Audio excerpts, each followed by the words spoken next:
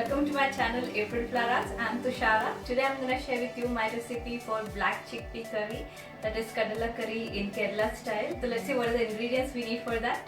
1 cup of black chickpeas, also known as kala chana. So we need to soak it overnight in water or at least for about 4 to 6 hours until they soften, and then boil it until they're completely cooked. So I have already done that process and this is how they look. They're completely cooked. So if you just press them just soft like this. So after you cook, it comes to about 2.5 cups. For the gravy you will need around 2.5 cups of sliced onions, half a cup of tomatoes, 1 tablespoon each of sliced garlic and ginger, around 2 green chilies which are sliced. This you can take as per your taste.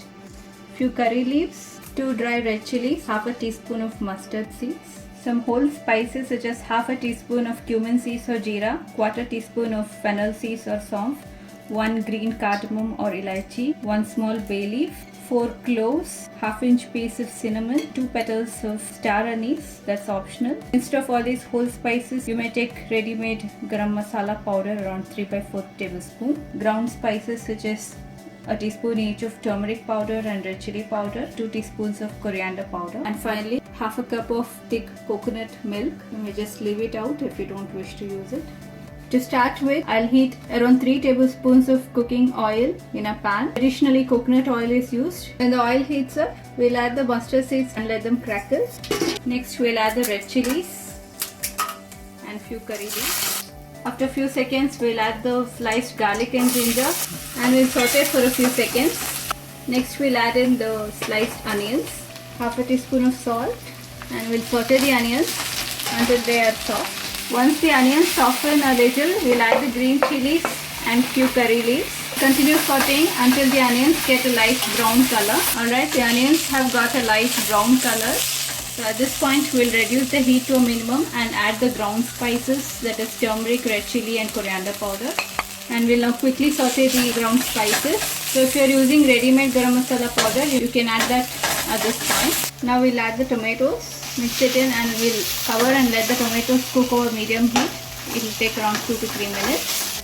Alright, the tomatoes have cooked completely and integrated into the gravy. At this point, we'll add some water. I'll add around 1.5 cups for the time being. And we'll now let the curry come to a boil.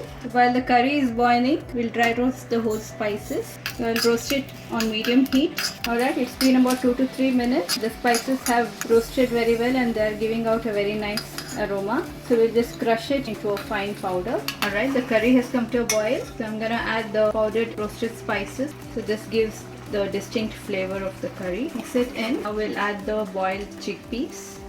So at this point you can adjust the consistency by adding more water if you want, and I like to mash some of the chickpeas for some extra thickness. I also add half a cup of water, so totally I've added 2 cups of water. We'll also add salt to taste. We'll continue cooking the curry for about 5 minutes over medium heat so that the chickpeas can absorb all the flavors. Alright, the curry has been cooking for about 5 minutes now. So finally we'll reduce the heat to a minimum and add the coconut milk. And we'll continuously stir it and cook it over medium heat for about 3 minutes. So here's the final look of the chickpea curry. The coconut milk gives it a very nice rich flavor and the roasted spices give a nice aroma to the curry. If you're not adding coconut milk, it will be on the spicier side. So you may reduce the amount of spices a little. So that was my recipe for Kadala curry. Hope you liked it. If you do so, please hit the like button. Kadala curry goes very well with flatbreads such as chapati, paratha, as well as Kerala breakfast recipes such as puttu, appam, etc. It's also very nutritious and a great source of vegetarian protein. Do give it a try and post your feedback. You may also follow me on social media. The links will be in the description box below. Don't forget to subscribe to my channel. Until next time, it's bye from me. Thanks for watching.